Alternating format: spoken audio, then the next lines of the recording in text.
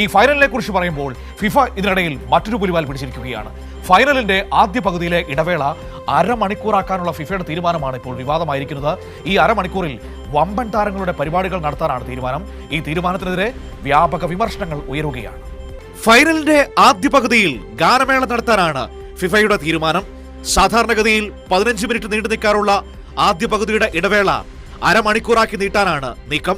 ഈ അരമണിക്കൂറിൽ വമ്പൻ താരങ്ങളെ ഇറക്കി കളം കൊഴിപ്പിക്കാനാണ് പരിപാടി. ലോകമെമ്പാടും ആരാധകരുള്ള BTS, Justin Bieber, Shakira, Coldplay, Madonna എന്നിവരെല്ലാം ഫൈനലിന്റെ ഇടവേളയിൽ ഗ്രൗണ്ടിലെത്തും.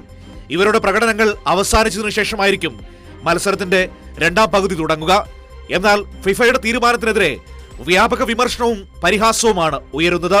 ഇതിലും ഭേദം ഉത്സവം നടത്തലാണെന്നാണ് ആരാധകർ പരിഹസിക്കുന്നത്.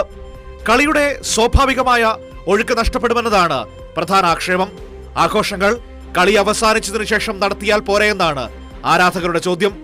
കളിയേക്കാൾ കച്ചവടത്തിലാണ് ഫിഫയുടെ കണ്ണെന്ന ആരോപണം ശരിവെക്കുന്നതാണ് ഫൈനലിലെ വിവാദ നീക്കം.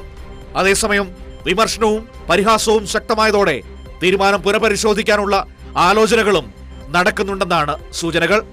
Welcome desk, Kairali news.